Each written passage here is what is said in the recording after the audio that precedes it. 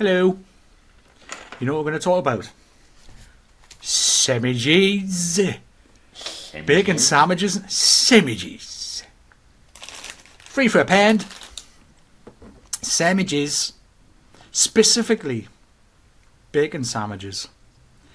Because I discovered a lovely bread. I was in the mood. I went out to a very early meeting. Networking meeting this morning. I was out the door for 7 to start at 7:30, and it went on for like a million hours. It was a long one. It felt like a long one. That's what she said. Right, so on the way back,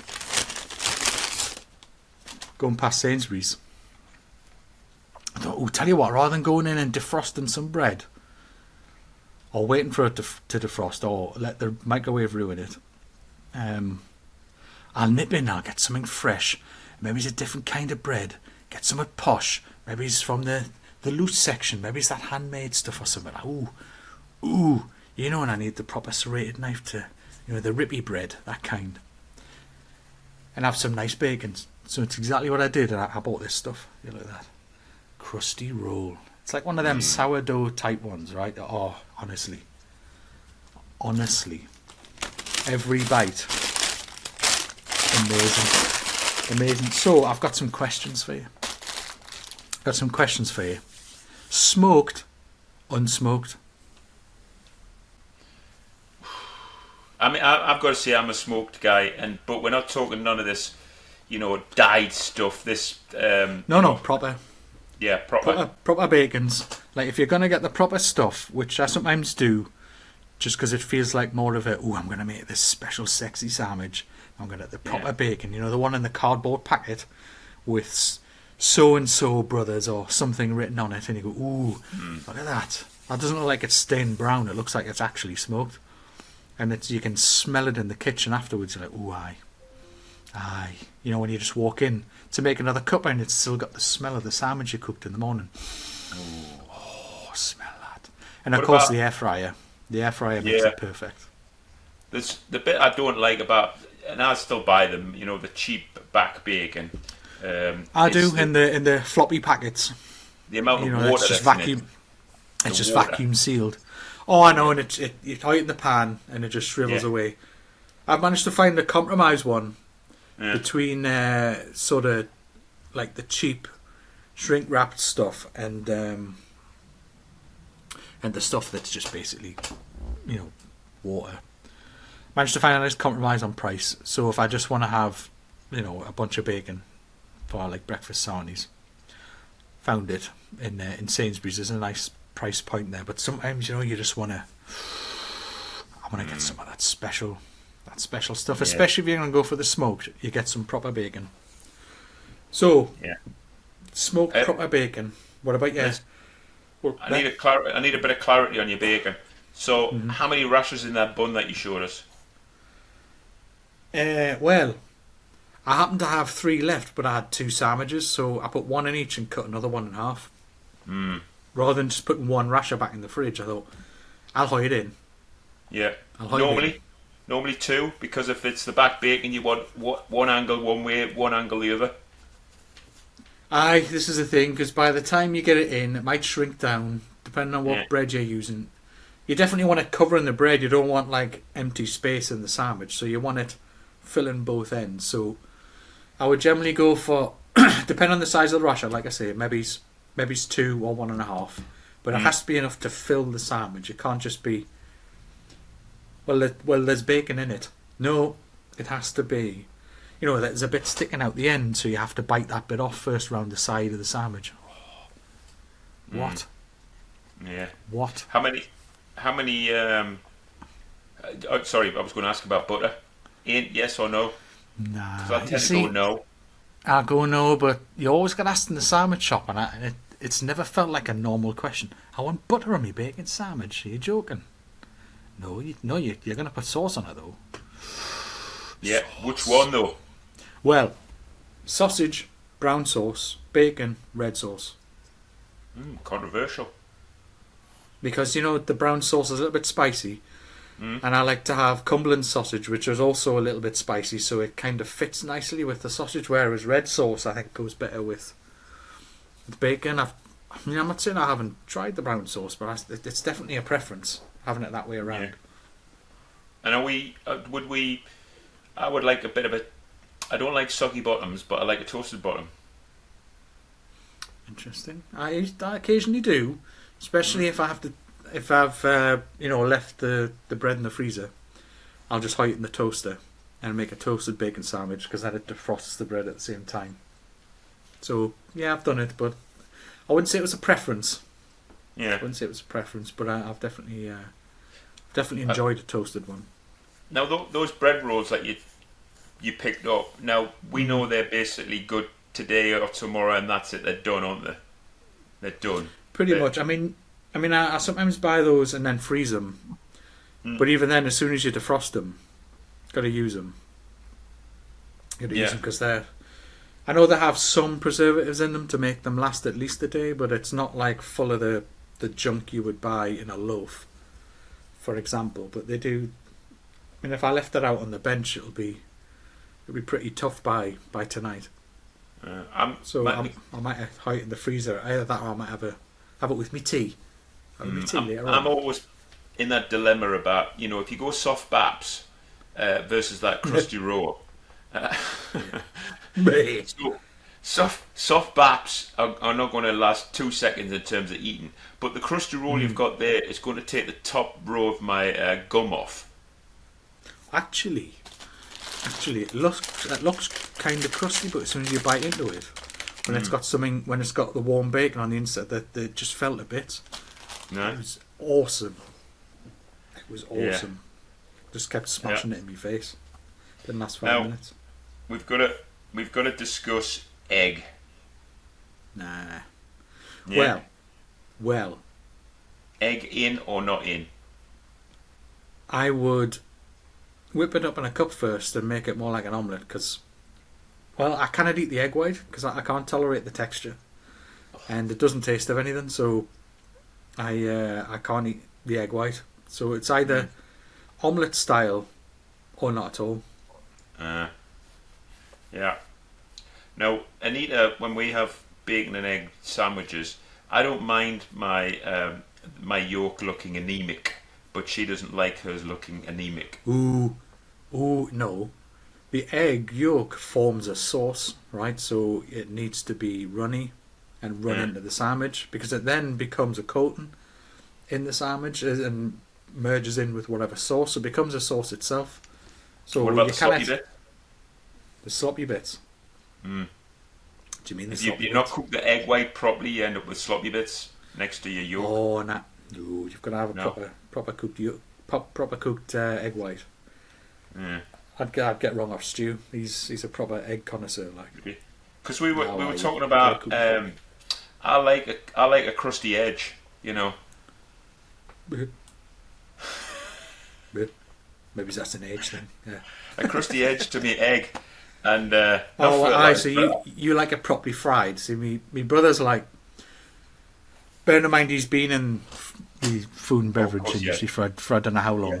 He's like, no, you have to fill the pan full of enough oil that the egg is floating in it and keep the temperature turned down. So what you're essentially doing is almost poaching the egg in oil.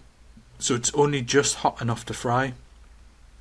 And then the white stays white and you don't get any burnt edges. And the heat has a chance to go right through the yolk. So you can actually cook it quicker and more thoroughly. You can still have it runny, but he wouldn't be flicking the fat on top to seal the yolk over the top. That's what my mum used to do. Just flick it, sort of seal it in. Nice. Nah. So he likes it looking, restaurant quality. I forgot about me tip that we were discussing beforehand, which is putting the bacon in cold into your frying pan and then having a little puddle of water and then simmering it, which renders down the fat on the edges, and then the water evaporates and then it automatically goes crispy. So you part poach it in the pan yes. until the water evaporates, Yeah. And you then put a splash of oil in? Yeah. No, you can if you want, or because you've rendered it, the fat has come off the edge. Oh, right. So it cooks in its own. Correct. Right. Yeah, it cooks in its own fat. If you want to add a little bit in at the end, then that's fine. But it does give you extremely crispy edges. Ooh. Yeah. I've never tried it like that. My last controversial bit was English mustard. I have never tried it. Yeah. I have never tried it, so I can't comment. But maybe I should. I like anything that's a little bit spicy. Love me spicy stuff. So we've got Anita's. Well, we've got the nieces and nephews coming around tomorrow, and they laugh at me because I would go with a little bit of honey or maple syrup on the bacon sandwich as well.